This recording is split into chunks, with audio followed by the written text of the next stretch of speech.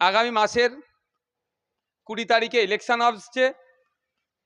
নির্বাচনটা কি আসছে?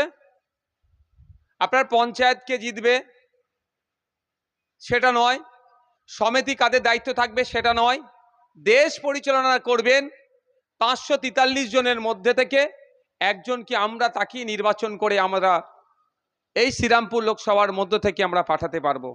তার নির্বাচন, অর্থাৎ যে পার্লামেন্টে 543 জন মিলে আইন তৈরি করবেন, যে আইনটা জনগণের পক্ষে হবে, যে আইনটা কৃষকের পক্ষে হবে, যে আইন জনবিরোধী হবে তার বিরোধিতা করবে, এমন এক লক্ষ্যে আমরা এই 16 লক্ষ মানুষের মধ্য থেকে আমরা নির্বাচিত করে পার্লামেন্টে পাঠাবো। কিন্তু দুঃখের বিষয়, আমাদের মধ্যে এমনভাবে ভুল মিথ্যার আশ্রয় নিয়ে এমন ক্যাম্পেইন করছে, আমরা বিগত 3 বার যেভাবে মুখ থুবড়ে পড়লাম, যাকে পার্লামেন্টে পাঠালাম, আমাদের অভাব অভিযোগের কথা, আমাদের চাওয়া পাওয়ার কথা, আমাদের রুজি রুটির কথা, আমরা ডে লেবার, আমরা কৃষক, আমরা শ্রমজীবী মানুষ, আমাদের মিনিমাম ওয়েজেসটা যাতে ঠিকঠাক করে হয়, দিনের শেষে আমরা নাগরিক, আমাদের অধিকারটা যাতে আমরা ঠিক মতো বুঝে পাই, তার কাজের জন্য পার্লামেন্টে পাঠালাম। কিন্তু দুঃখের বিষয়, আমি অপদার্থ বলছি, এই শব্দ প্রয়োগ করতে আমাকে একবারও দ্বিধাগ্রস্ত হচ্ছি না, কারণ যে অপদার্থটাকে আমরা 3 বার পার্লামেন্টে পাঠিয়েছি, আমাদের কথা বলা তো দূরের কথা, উপরাষ্ট্রপতিকে নিয়ে তিনি মিমিক্রি করতে ব্যস্ত। অবশ্যই প্রত্যেকটা মানুষের রাইট আছে, সমালোচনা করতে পারে, কিন্তু সমালোচনার একটা স্তর হওয়া দরকার। তাকে আমরা ওখানে মিমিক্রি করতে পাঠাইনি, আমরা সংখ্যাগরিষ্ঠ মানুষ, তাকে ভোট দিয়ে পাঠিয়েছিলাম। এই যে মাঠে আছেন, মাঠের রাইট সাইডে যে স্বাস্থ্য কেন্দ্রটা আছে, এটা ডেভেলপমেন্টের জন্য, হেলথের ডেভেলপমেন্টের জন্য, এডুকেশনের ডেভেলপমেন্টের জন্য, এখানে রাস্তাঘাট থেকে শুরু করে মানুষের যেভাবে ডেভেলপমেন্ট করা যায়, এখানকার নাগরিকের যাতে রুজি রুটি বৃদ্ধি হয়, তার জন্য পার্লামেন্টে পাঠিয়েছি। আর অপদার্থ সেটা না করে সে গিয়ে মিমিক্রি করছে। তাই সময় এসেছে, আপনারা ডিসাইড করুন যে আগামী দিনে খামচিহ্নকে পার্লামেন্টে পাঠাবেন, না প্রাক্তন শ্বশুর প্রাক্তন জামাইয়ের মধ্যে যে নাটক চলছে তাদের মধ্যে কাউকে পাঠাবেন। আপনারা ডিসাইড করুন। কদিন আগে একটা ভয়েস লিক হয়েছিল, দেখেছিলেন? ভয়েসের সত্যতা আমিও জানিনি, কিন্তু ওখানে যেন শুনছি নাকি একটা প্রাক্তন শ্বশুর জামাইয়ের মধ্যে একটা কথোপকথন হচ্ছিল, একটা কনভারসেশন হয়েছে টিকিট লেনদেনের ব্যাপারে। আর গতকালকে একটা ভিডিও দেখছিলাম, সেই ভিডিওতে বর্তমানে ঘাটালের বিজেপির প্রার্থী বলছেন, আমি অমুকের অফিসে গিয়েছিলাম কিন্তু আমার দলের নেতৃত্বকে জানিয়েই গিয়েছিলাম। অর্থাৎ একজন এমএলএ, বিজেপির এমএলএ তৃণমূলের অফিসে যাচ্ছেন, বিজেপির নেতৃত্বকে জানিয়ে যাচ্ছেন। তার মানে এদের মধ্যে কত ভালো সম্পর্ক আছে, বুঝতে পারছেন? আমরা যারা এখানে ভাবছি যে রাজ্যে নাকি বিজেপি এসে যাবে বলছে, বিজেপিকে আটকানোর জন্য নাকি তৃণমূলই যথেষ্ট, তাদের বলছি একটু দেখুন, কৃষ্ণ কল্যাণী বাবু, বিশ্বজিৎ দাস মহাশয়, বিজেপির তিনি এমএলএ, আর তৃণমূলের হয়ে তিনি প্রতিদ্বন্দ্বিতা করছেন এমপি ক্যান্ডিডেট হয়ে বনগাঁতে। কৃষ্ণ কল্যাণী বাবু বিজেপির তিনি এমএলএ, রায়গঞ্জ সিট থেকে তৃণমূলের হয়ে তিনি প্রতিদ্বন্দ্বিতা করছেন। এদের যখন যে লিডারের প্রয়োজন হয় আদান প্রদান করে, আর এদিকে প্রাক্তন শ্বশুর জামাই মিলে বাংলা নয় শুধু। আর আপনার একটু যদি ফিরে আসি, আমাদের শ্রীরামপুরের মানুষকে ফুল বানানোর চেষ্টা করছে। তাই শ্রীরামপুরবাসীর কাজ হবে, জগৎবল্লভপুরবাসীর কাজ হবে, এই বর্গেশিয়াবাসীর কাজ হবে, এই প্রাক্তন শ্বশুর জামাইকেও আমাদের পক্ষ থেকে একটা করে গোলাপ ফুল দিয়ে সাইড লাইনে বসিয়ে রাখা, রিজার্ভ বেঞ্চে বসিয়ে দেওয়া। লাভটা কি হবে? এমপির কাজটা কি? শুধুমাত্র রাজধানী করে বা ফ্লাইটে চড়ে দিল্লি গিয়ে সই করে তার সাম্মানিক ভাতাটা নেওয়া? এই এমপিকে চ্যালেঞ্জ করে বলছি, যিনি বিদায়ী এমপি, বর্তমান তৃণমূল কংগ্রেসের যিনি প্রার্থী হয়েছেন, তার দলের নেতা কর্মীরা মাইকের আওয়াজ অনেক দূরে আছে, তারা শুনছেন, তাদের মাধ্যমে এমপি মহাশয়ের কাছে আমি খবর পাঠাতে চাই, বিধানসভায় তো বিধানসভা টিভি নাই, সংযুক্ত মোর্চা তথা আইএসএফে একটা বিধায়ক বাকি 43টার উপরে কিভাবে কথা বলে, বাকি 293টার উপরে কিভাবে কথা বলে, জনগণের অধিকারের নিয়ে ভাঙড়বাসীর চাওয়া পাওয়া অভিযোগের কথা কিভাবে এখানে পার্লামেন্ট বিধানসভার মধ্যে তুলছে, সেটা তো আপনারা দেখাবার সুব্যবস্থা করেননি। কিন্তু আমরা প্রত্যেকেই জানি পার্লামেন্ট টিভি আছে, পার্লামেন্টের মধ্যে আমরা যে সমস্ত প্রার্থীদেরকে জিতিয়ে পার্লামেন্টে পাঠিয়েছি তাদের ভূমিকা কি আমরা পার্লামেন্ট টিভির মাধ্যমে দেখতে পাবো।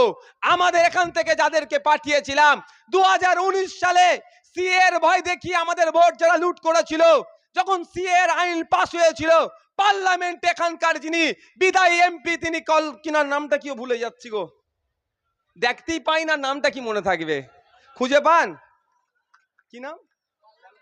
হ্যাঁ, কল্যাণ ব্যানার্জি মহাশয় সিএ এর সময় কি ভূমিকা পালন করেছিল মনে আছে কারো? আমরা তো শুনেছি 8 জন এমপি ভোট দেয়নি, তাই তো? এর থেকে বেশি শুনিনি। তো আমাদের কল্যাণ বাবু যখন সিএ নিয়ে ডিবেট হচ্ছিল তখন কি ভূমিকা পালন করেছে, নিশ্চিতভাবে একটা ভিডিও ফুটেজ মার্কেটে ছাড়ুক। আপনাদের বলে রাখছি, এই কল্যাণ বাবুর কথা বলছি, খোঁজ নিলে দেখা যাবে যখন ভোটাভুটি হচ্ছিল 8 জন তো কল্যাণ বাবুদের টিমের ভোট দেয়নি, কিন্তু কল্যাণ বাবুর ভোটটা সিএ এর বিপক্ষে গিয়েছে না সিএ এর পক্ষে গিয়েছে, তার জবাবটাও কল্যাণ বাবুকে দিতে হবে। খোঁজ নিলে হয়তো দেখা যাবে মমতা ব্যানার্জির খুব কাছের মানুষ কল্যাণ বাবু, তার মমতা ব্যানার্জিকে তার ভাইপোকে বাঁচানোর জন্য যেভাবে 8 জনকে ভোটদান থেকে বিরত রেখেছিল, হয়তো কল্যাণ বাবুকে দিয়েই বিজেপির পক্ষে ভোটটা দিয়েছে, সিএ এর বিপক্ষে দেয়নি, সিএ এর পক্ষে দিয়েছে। যদি সৎ সাহস থাকে কল্যাণ বাবু উপযুক্ত প্রমাণ দিয়ে দেখাক, যখন পার্লামেন্টে সিএ এর বিল পাস হচ্ছিল তখন তিনি সিএ এর বিরুদ্ধে ভোট দিয়েছিলেন, অর্থাৎ বিজেপির বিরুদ্ধে ভোট দিয়েছিলেন, তার ডকুমেন্টসটা পাবলিক ডোমেইনে নিয়ে আসুক। প্রশ্ন করবেন না আপনারা? ভয় তো আপনাদেরকে এখন কিসের দেখানো হচ্ছে, কিসের ভয় দেখাচ্ছে? আমার হিন্দু ভাইদেরকে বিজেপি ভয় দেখাচ্ছে মুসলমান নাকি সব নিয়ে নেবে, আর আমার মুসলিম ভাইদেরকে কি দেখাচ্ছে, বিজেপি নাকি তোকে মেরে ফেলবে।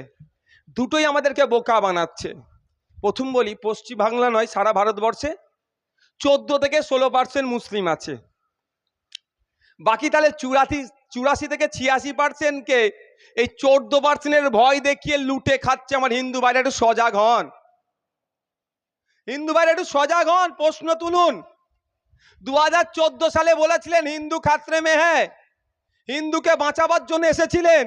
এখন বাজারে গিয়ে এই বর্গেছিয়া পাম্পে গিয়ে কেউ যদি নারের তকবীর আল্লাহু আকবার বলে, কেউ যদি বা জয় শ্রীরাম বলে পেট্রোল ডিজেল কিনতে চায়, মোদি বাবুর নাম নিয়ে কেউ যদি পেট্রোল ডিজেল কিনতে চায়, 14 আগে তো আমার হিন্দু ভাইকে বাঁচাতে এসেছিল, তাহলে তার জন্য কি 50 টাকা লিটার হবে? এই যে গ্যাসের দামের কথা হচ্ছে, নিত্য প্রয়োজনীয় জিনিসের দাম বেড়ে যাচ্ছে, হিন্দু ভাইকে বাঁচাতে এসে তার নিত্য প্রয়োজনীয় জিনিসের দাম কমিয়েছে না হিন্দু ভাইদের জন্য আলাদা রেট আর নন হিন্দুদের জন্য বেশি রেট, এরকম কোনো ব্যবস্থা আছে? পক্ষান্তরে আমরা কি দেখেছি, এর পরিবর্তে আমরা কি দেখলাম, এলআইসি ওই 1956 দিকে সম্ভবত তৈরি হয়েছিল, 55-56 দিকে, মাত্র 5 কোটি টাকা ইনভেস্ট করে এখন এলআইসির প্রায় 30,000 কোটি টাকা সম্পত্তি আছে, সেটাকে বেসরকারিকরণ করে দিচ্ছে, অর্থাৎ শেয়ারটাকে বিক্রি করে দিচ্ছে। এলআইসির 99% কিন্তু আমার নন মুসলিম ভাইরা করে। ক্ষতিগ্রস্ত কাদের করছে মোদিজি? হিন্দুকে বাঁচাতে এসে হিন্দু ভাইকে প্রশ্নের সম্মুখীন করে দিচ্ছে। 2011 সালের আগে এই অভিষেক ব্যানার্জির পিসি ওই কল্যাণ ব্যানার্জি যেই দলের থেকে এমপি হয়েছিলেন, তার দলের নেত্রী মুসলমানরা বিপদে আছে, বিপদ মুক্ত করতে হবে মুসলমানদেরকে, শিক্ষা স্বাস্থ্য কর্মসংস্থানে মুসলমানদের অনেক দিতে হবে বলে অনেক কথা বলেছিলেন, কিন্তু 2024 চলছে, দায়িত্ব নিয়ে বলছি, মমতা ব্যানার্জির দলের মানুষের যদি সৎসাহস থাকে, আমার কথার মধ্যে যদি কোন ভুল ইনফরমেশন থাকে, আমার বিরুদ্ধে মানহানি মামলা করতে বলবেন। যে 2011 সালের আগে পশ্চিম বাংলার মুসলমানদের যতটা খারাপ সিচুয়েশন ছিল, 2024-এ এসে তার থেকে বেশি খারাপ জায়গায় ঠেলে দিয়েছে এই মুসলমানকে বাঁচাবার নামে। আমি দায়িত্ব নিয়ে বলছি, 2014-র আগে আমার হিন্দু ভাইদের যতটা খারাপ অবস্থা ছিল, দেশ স্বাধীনের পর থেকে যতটা না ডিপ্রাইভ তারা ছিল, যতটা না ধর্মের নামে, যতটা না বর্ণের নামে, যতটা না জাতের নামে অত্যাচারিত হয়েছিল, 2014 থেকে 2024 চলছে, ডেটা তুলে দেখবেন আমার দলিত ভাইদের ওপরে, আমার আদিবাসী ভাইদের ওপরে, আমার পিছড়ে বর্গের ভাইদের ওপরে এই বিজেপি সরকার থাকার পরে তার অত্যাচারের পরিমাণ কয়েক হাজার গুণ বাড়িয়েছে। সেই জন্য আমরা জবাব দিবার সময় এসেছে। এই সময় এসেছে কেন্দ্রের ফ্যাসিবাদী বিজেপি সরকার আর রাজ্যের স্বৈরাচারী তৃণমূল সরকারকে একইভাবে পরাস্ত করতে হবে। দুটো ফুল এখন এক্সপায়ার হয়ে গিয়েছে, এক্সপায়ার ফুল যদি বেশি দিন বাড়িতে রাখা হয় সেই ফুল পচবে, সেই ফুল পচে দুর্গন্ধ বার হবে, তার থেকে পোকা জন্মবে, ওই পোকা যদি আমাদের শরীরে আসে আমাদের স্বাস্থ্যের অবনতি ঘটবে। তাই সময় এসেছে, ফুল এক্সপায়ার হয়েছে, দুটো ফুলকেই আপনার সারগাটায় ফেলুন, খাম চিহ্নকে নিয়ে আসুন, খাম চিহ্ন আগামী দিনে সুষ্ঠু সমাজ ব্যবস্থা উপহার দেবে। অনেক কথা বলেছিল, কি দেখলাম আমরা? দিনের শেষে একজন হিন্দুকে বাঁচাতে এসেছেন, একজন মুসলমানকে বাঁচাতে এসেছে। এসে কি দেখলাম? অমিত শাহজির ছেলে জয় শাহজি, তার ব্যবসা রকেটের গতিতে বেড়েছে, আর মমতা ব্যানার্জির ভাইপো অভিষেক ব্যানার্জি, তার সম্পত্তি রকেটের গতিতে বাড়ছে। আর আপনার আমার পাশের বাড়ির রাম কাকু, আপনার আমার পাশের বাড়ির রহিম চাচা, যে আগে ওই মার্কেটে বসে সবজি বিক্রি করত, কাকা চাচা যাই বলুন না কেন, তার সম্পত্তি, তার অবস্থা কোথায়? ক্রমশ তলানিতে যাচ্ছে। যারা গার্মেন্টস শিল্পের সাথে আপনারা যুক্ত আছেন, তাদের উদ্দেশ্যে বলি, ব্যবসা এখন কোন জায়গায় গিয়ে পৌঁছেছে বলুন? আর ওইদিকে ওরা হিন্দু মুসলমান করছে। আমাদের দ্বারা ওটা সম্ভব হবে না।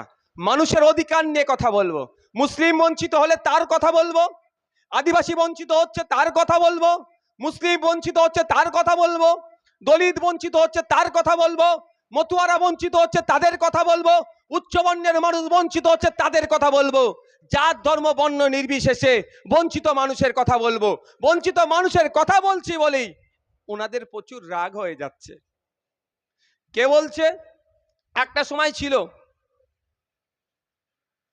সিপিএম এর টাকায় নাকি আমরা লালিত পালিত হচ্ছিলাম, বিজেপির কাছ থেকে নিচ্ছিলাম। এখন আমার সিপিএম এর বন্ধুরা বলতে শুরু করেছে তৃণমূল আর বিজেপি টাকায় হচ্ছে। ঠিক কথা, তাদের কথাটাকে সম্মান দিয়ে বলছি। আমাদের সুইস ব্যাংকে অ্যাকাউন্ট নাই, 34 বছর আপনারা শাসন করেছেন, একটু তো লাইন ঘাট আছে নিশ্চয়ই আপনাদের। একটা সুইস ব্যাংকে অ্যাকাউন্ট অন্তত আমাদের পার্টির নামে বা নাহলে আমাদের নামে একটু বানিয়ে দিতে বলুন না তাদেরকে। এত টাকা রাখবো কোথায়? সবাই বলছে টাকা দিচ্ছে, রাখার তো জায়গা রাখতে হবে ভাই। শুধুমাত্র আমাদের মধ্যে মিস কমিউনিকেশন করিয়ে, মানে ভুল বার্তা ছড়িয়ে আমাদেরকে প্রভাবিত করে আমাদের শুধু ভোটটা লুটতে হচ্ছে। আমার প্রশ্ন, একটা এমপির কাজ কি আপনাদের জানা দরকার। এটা পঞ্চায়েতে নির্বাচন হচ্ছে না, আপনার পঞ্চায়েতের প্রধান কে হবে? সমিতির নির্বাচন হচ্ছে না, সমিতির সভাপতি কে হবে? এটা দেশের নির্বাচন হচ্ছে। পার্লামেন্টে গিয়ে নাগরিকেরকে কথা বলবে সেই রকম লোককে আমাদের পাঠাতে হবে। আর এটা সিপিএম, কংগ্রেস, তৃণমূল, বিজেপি ভালো করে বুঝে গিয়েছে যে 294টার মধ্যে সংযুক্ত মোর্চার পক্ষ থেকে নওশাদ সিদ্দিকী বিধানসভার মধ্যে গিয়ে যেভাবে কথা বলছে, যদি আজকে জোট করি আইএসএফ এর পক্ষ থেকে যদি একটা পার্লামেন্টের মধ্যে পৌঁছে যায়, বাকি রাজনৈতিক দলগুলোর দোকান বন্ধ করে দেবে আইএসএফ একাই। ওরা ভয় পেয়েছে, ওরা ভয় পেয়েছে, সেই জন্য কি জোট হবে না।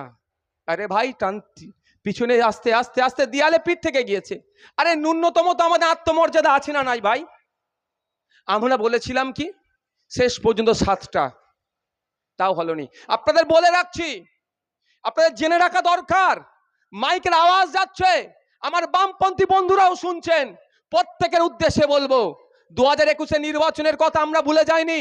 দেগঙ্গা আমাদের জেতা সিট ছিল, আমরা সংযুক্ত মোর্চার হয়ে লড়াই করেছিলাম, আমাদের ভাগেশ দেগঙ্গা সিটটা পড়েছিল। কিন্তু দুঃখের বিষয়, ওই জোটকে ঘোট পাকানোর জন্য ফরওয়ার্ড ব্লককে দিয়ে আবার গোছ ঢুকিয়ে দিয়েছিল। আমরা ভুলে যাচ্ছি নি, রানাঘাটের একটা সিটে এআইএসএফ এর পক্ষে পড়েছিল, সেখানেও গোছ দেওয়া হয়েছে।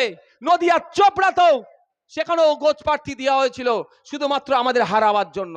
আমি আপনাদের বলে রাখি, সে খবর তো আমাদের কাছে এসেছিল। আমরা যদি তিনটেতেও রাজি হয়ে যেতাম, ওখানে কোনো জায়গায় ফরওয়ার্ড ব্লককে দিয়ে, কোনো জায়গায় সিপিআই কে দিয়ে, কোনো জায়গায় আরএসপি কে দিয়ে আমাদেরকে গোছ দিয়ে আমরা যাতে পার্লামেন্টে যেতে না পারি, আমাদের কণ্ঠ যাতে, যেই কণ্ঠতে কোনো টিউনিং নাই, যদি না যেতে না পারে তার জন্য সর্বোচ্চ চেষ্টা করত। তার উদাহরণ তো দেগঙ্গাতে ভাই, আমরা প্রার্থী দিয়েছিলাম, ভাগে আমাদের পড়েছিল, তাদের ভাষায় সিট অ্যাডজাস্টমেন্ট। কিন্তু দুঃখের বিষয়, সংযুক্ত মোর্চা বলছে, আবার কি বলছে, সিটের ভাগাভাগি হয়েছিল। তার জবাব আপনারা দেবেন, আমি নতুন করে দেবার দরকার নেই। কিন্তু কি হয়েছিল, আমরা দেগঙ্গাতে আইএসএফ প্রার্থী দেবে, আইএসএফ প্রার্থী দেওয়ার পরেও ফরওয়ার্ড ব্লককে দিয়ে দিল। ফরওয়ার্ড ব্লক কত ভোট পেয়েছিল জানেন? এবার জেনে রাখা দরকার, 2200 সম্ভবত ভোট পেয়েছিল। কিন্তু পারসেপশন কি করলো, যে ভোট কাটাকাটিতে নাকি অমুক দল জিতে যাবে, সংখ্যাগরিষ্ঠ ভোটটা কোথায় গেল, চলে গেল। আমরা প্রায় 67,000 ভোট পেয়েছিলাম। যদি ঠিকভাবে লড়াই হতো, ঐক্যবদ্ধভাবে লড়াই হতো, দেগঙ্গা সিটটাও আমরা বার করতে পারতাম। দুঃখের বিষয়, এই জায়গায় দাঁড়িয়ে হচ্ছে। আমি একটা কথা বলে যাচ্ছি, অনেকের রাগ হতে পারে, কিছু করার নাই, আমার বলতে বাধ্য হচ্ছি। একটু খোঁজ নিয়ে দেবেন আনাচে কানাচে, যে সমস্ত বামপন্থী বন্ধুরা আছেন, লিডার গোছের আছেন, যে সমস্ত কংগ্রেসের বন্ধুরা আছেন, যারা লিডার আছে, একটু তাদের প্রতি ফলো রাখবেন। সকালবেলা পর্যন্ত, সূর্য অস্তের আগে পর্যন্ত এরা বামপন্থী থাকে, সবাই নয়, এদের মধ্যে অনেক ঘাপলা মেরে বসে আছে। সূর্যাস্তের আগের পর্যন্ত এরা কংগ্রেস থাকে, সূর্যাস্তের পরে এরা রাতের অন্ধকারে কেউ তৃণমূল হয়ে যাচ্ছে, কেউ বিজেপি হয়ে যাচ্ছে, কেউ আরএসএস হয়ে যাচ্ছে। এগুলো থেকে আপনারা সাবধানে থাকবেন, সাবধানে আপনারা থাকবেন। কেন জোটটা হলো না? দেখছি কি, মলি সাহেব পড়া মানুষ, পীরের ঘরের ছেলে, এ আর কি বলতে, একটা জিতে গেছে জিতে গেছে, এরকম একটা ভাব। তারাই প্রচার করছিল ভিতর থেকে, ও আর কদিন উইকেটটা থাকবে, তৃণমূলে চলে যাবে। কিন্তু যতদিন যাচ্ছে, আপনাদের ভরসা, দোয়া, আশীর্বাদে, আমার আদিবাসী মায়ের দোয়াতে, আশীর্বাদে, আমার হিন্দু মায়ের দোয়া, আশীর্বাদে, যে মায়ের ছেলের চাকরি চুরি হয়েছে, যাই মায়ের ছেলে হয়ে গলা পাঠাচ্ছি, সেই ডিএ কর্মচারীদের দোয়া, আশীর্বাদে দিনের পর দিন আইএসএফ এক দৃষ্টান্ত স্থাপন করছে। বিধানসভার মধ্যে, বিধানসভার বাইরে, সারা রাজ্যের মানুষ আইএসএফ এর দিকে তাকিয়ে আছে। শুধু ভয় পাচ্ছে, এখন আসতে পারছে না কেন সমস্ত শ্রেণীর মানুষ? কারণ কি বলুন তো? যদি অত্যাচার হয়, তারা অপেক্ষায় আছে। আপনাদের বলি, পার্লামেন্টে শ্রীরামপুর থেকে আপনারা পাঠান, আমি আপনাদের বলছি 2026-এর আগে জনসংখ্যা নিরিখে, অর্থাৎ মেম্বারের নিরিখে, ইন্ডিয়ান সেকুলার ফ্রন্ট ওই 100 বছরের দল, ওই 60 বছরের দল, 125 বছরের দলের কেউ ছাপিয়ে যাবে, দায়িত্ব নিয়ে আমি বলছি। শুধু অপেক্ষায় আছে, আমাদের কণ্ঠ পার্লামেন্টে যাবে কি করে, একটা হেভি অংশের মানুষ অপেক্ষায় আছে। এটা কিন্তু অনেকে বুঝতে পেরে গিয়েছে, ওই জন্য জোট করা যাবে না। সবাই ভেগ ধরছে। কদিন আগে দেখছিলাম আমার অনেক বন্ধুরা, এখন যদিও শত্রু নয়, এখন বন্ধুত্ব থেকে একটু ডিটাচে আছি আমরা, শুভেন্দু অধিকারীর গ্রেপ্তার মাহফিলের ছবি দিচ্ছে, দেবাংশুর গ্রেপ্তার মাহফিলের ছবি দিচ্ছে। অবশ্যই দুটো কি আমরা ধিক্কার জানাচ্ছি, কিন্তু ফুরফুরা শরীফে গেলে এইরকম করে ভোট চাইতে হবে কেন ভাই? কেন বুঝতে পারছেন না? বুঝতে হবে, এখানেও সব পাখি মাছ খায় আর মাছরাঙার দোষ হয়। নবাবপুরে গিয়ে এরকম ভাবে ভোট চাইছে কেন ভাই? আরে আপনি এরকম ভাবেই আসুন না, ভালো লাগলে ভোট আপনাকে দেবে। আপনি দেবংশু আর শুভেন্দু অধিকারীকে পিছিয়ে গেলেন না তো, তার সাথে আপনি রেসারেসি করছেন, আর আপনি বলছেন আপনি ধর্ম নিরপেক্ষ, ওরা খারাপ আপনি ভালো। সব পাখি মাছ খাচ্ছে আর মাছ না ঘাত দোষ হচ্ছে। এখন আমাদের কাজ কি করতে হবে? নেট দিয়ে দিতে হবে। কি নেটটা? কি পুকুর বা মাছ যেন ওই পাখি না আর আসতে পারে, নেটটাই হচ্ছে খাম। আইএসএফ, আপনি আমার ভোট নেবেন, আপনি আমার ভোট নেবেন, আর আমি যখন নেতৃত্ব হতে চাইছি পছন্দ হচ্ছে না। আমরা কাদেরকে প্রার্থী করিনি, আমার আদিবাসী সমাজ থেকে তুলে নিয়ে এসেছি আমরা। আদিবাসী সমাজ থেকে নিয়ে এসেছি একজন অধ্যাপক। কারণ কেন আমি দেখেছি, আমি তো বিধানসভার সদস্য প্রায় 2.5-3 বছর হতে চলেছে। আমি তোর ভেতরে সব নাটকগুলো দেখি, দুঃখ লাগে আমাকে। জলনামি জঙ্গলের স্বাভাবিক অধিকার আদিবাসীদের কেড়ে নেওয়া হচ্ছে। সেখানে পশ্চিমবাংলার বিধানসভায় যে সমস্ত আদিবাসী সমাজের বিধায়করা আছেন সেই অর্থে শব্দ খরচ করেনি, সেই নওশাদ সিদ্দিকীকে বলতে হচ্ছে। আমি দেখেছি দলিত সমাজ তথা এসসি সমাজের বিধায়কগুলোকে, আর এসসি সমাজের এসসি কোটার যে সমস্ত চাকরিগুলো আছে নন এসসিরা খেয়ে নিচ্ছে, কাউকেও প্রতিবাদ করতে দেখলাম না। সেই প্রতিবাদ করতে হচ্ছে কাকে? ইন্ডিয়ান সেকুলার ফ্রন্ট তথা নওশাদ সিদ্দিকীকে করতে হচ্ছে। অর্থাৎ পেছনে টিউনিং করা আছে।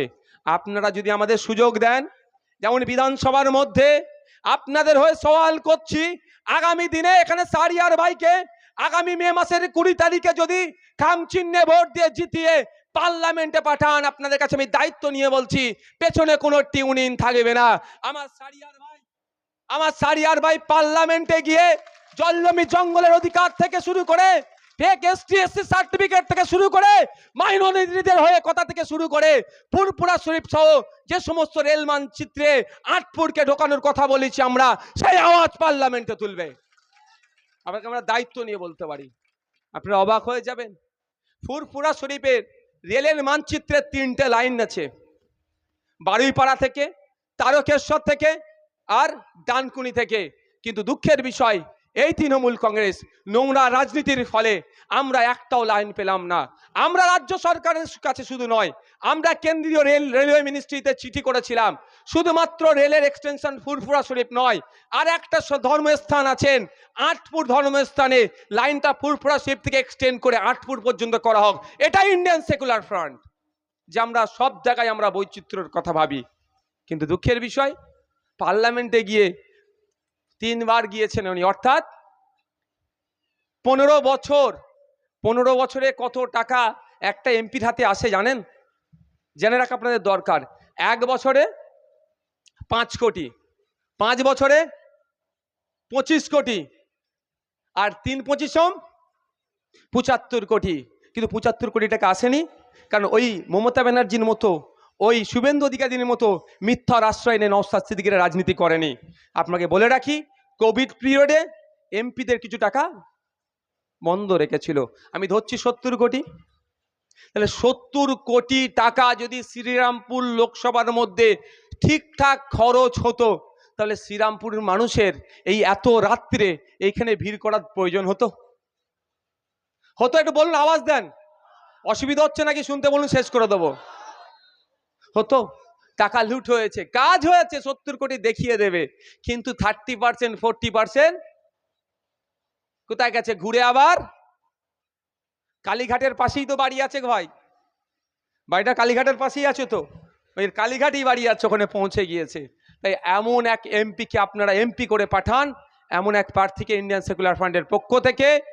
এখন আপনাদের সামনে বলে যায়, আমাদের সারিয়ার ভাই কন্টেস্ট করছেন, ওনার টোটাল হিসাব আমরা কিন্তু ফাইল করে রাখছি। ওনার ইনকাম কত, খরচ কত, বছরে কি থাকেন, টোটাল বায়োডাটা নয়, সরি আপনার কি বলে ওটাকে, আমরা যেগুলো দিই রিটার্ন, আইটি রিটার্ন আমাদের অফিসে আমরা ফাইলে জমা করছি।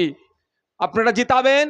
প্রতি বছরে সারিয়ার ভাইয়ের কাছ থেকে আমরা কি করব, কত ইনকাম করেছেন, কত খরচ করেছেন, কি করেছেন, প্রতি বছরের আমরা ওখানে জমা রাখবো।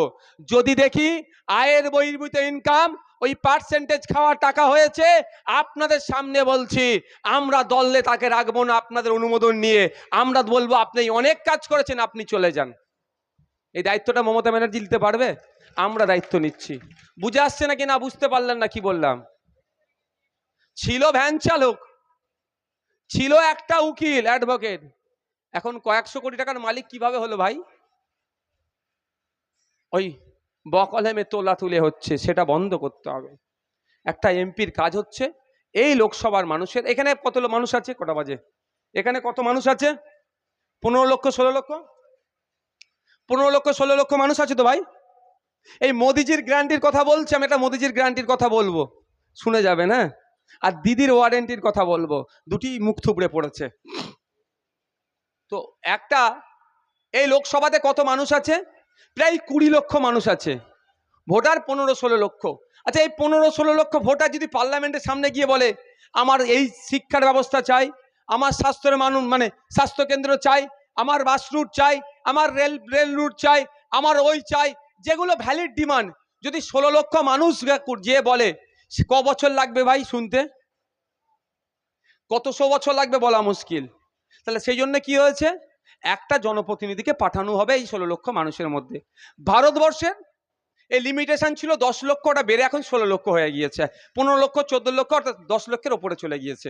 সারা দেশে 543 জনকে আমরা ভারতীয়রা ভোট দিয়ে সংবিধানের 341 নম্বর ধারা অনুযায়ী 18 বছরের ঊর্ধ্বে ভারতীয়রা ভোট দিয়ে পাঠাচ্ছি। কেন?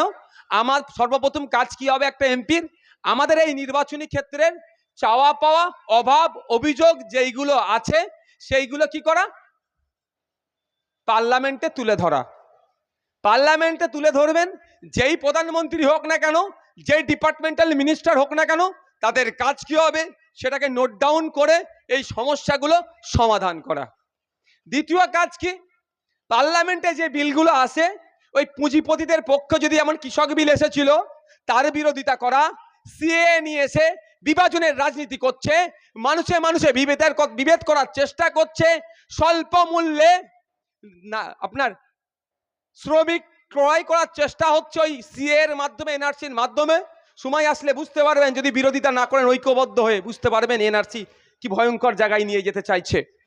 তো এইগুলো করার যখন পার্লামেন্টে পাস হয়, কাজ কি থাকবে? সেখানে পার্লামেন্টে গিয়ে টিকটক ভিডিও আর সেলফি তোলা নয়, ওই বিলের বিরোধিতা করা। আর কি কাজ হয়? নতুন কোনো আইডিয়া আসলে সেই আইডিয়াকে ওই স্পিকার স্যারের মাধ্যমে কনসার্ন ডিপার্টমেন্টাল মিনিস্টারকে বা প্রাইম মিনিস্টারকে অ্যাড্রেস করা। এটা তো এমপিদের কাজ। দুঃখের বিষয়ের পরিবর্তে কি করছে, কে উপরাষ্ট্রপতিকে খিল্লি করছে, কে আমাদের রাজ্যের মুখ্যমন্ত্রীকে নিয়ে খিল্লি করছে, কে আমাদের দেশের রাষ্ট্রপতিকে নিয়ে খিল্লি করছে। এক কথায় নাটক করছে, না নাট্য মঞ্চ হিসাবে সেটাকে ব্যবহার করছে। তাই আমরা ইতিপূর্বে আমাদের এই জগৎবল্লভপুরের মানুষেরা, শ্রীরামপুরের মানুষেরা, আমার দাদু থেকে শুরু করে আমার পর্যন্ত 17 বার ভোট দিয়ে পার্লামেন্টে পাঠালাম, আমাদের কিছু লাভ হলো না।